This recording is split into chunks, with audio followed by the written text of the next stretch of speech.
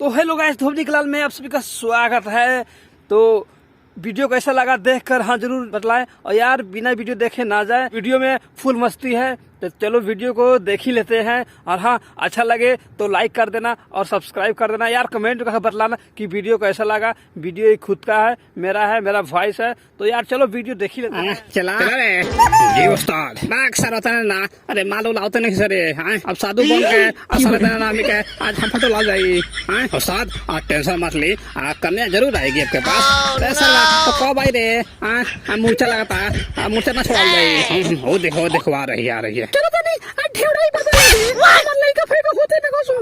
चलो तनी देखो तनी जी हो ना पर आप सुन बन ढेवड़ाई बाबा खेले के दिखा ढेर न को हमरो उस्ताद। आओ दिखाओ माल आदमी है। सुन तनी गाना गावे रात तो भर राजा रहुआ को देखने की गिला ना लोसर करता।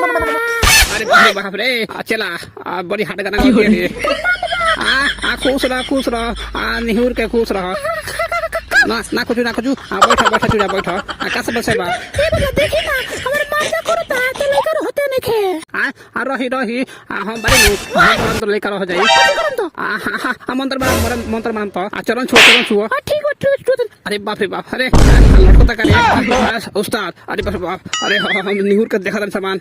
अरे चलो अरे सर अरे निम्स बैठना रे वहां हरका दे करे ना गुरुजी गलती हो गई। माली हमार मौगी कने भी रे। अरे बाप रे होय देखो अरे भोंडुआ बाबा लगाइल भी रे। अरे बाप से बाप, अरे सर भाई ई चलबा गुरुआ का खड़े रे सार लगी। अरे कोई तनी गान फाड़ तनी एगो मौगी के तनी के गलती काम करे ल कि हुंकला लस अब हम हुंकतानी। अरे बाप चला रे। अरे बाप अरे सर भाई हो तरे। अरे ओ दी मरले रहे डांटो अस्ता हो लड़की छेल नहीं तो। अरे भाग रे उठा झोरी से उठा भाग ए सरवा हुआ था हमारे खातिर भौंकू तो नहीं ना तू होकर से तू झाड़ फूक करवाइल हुआ। अरे भड़ुआ हुआ। अरे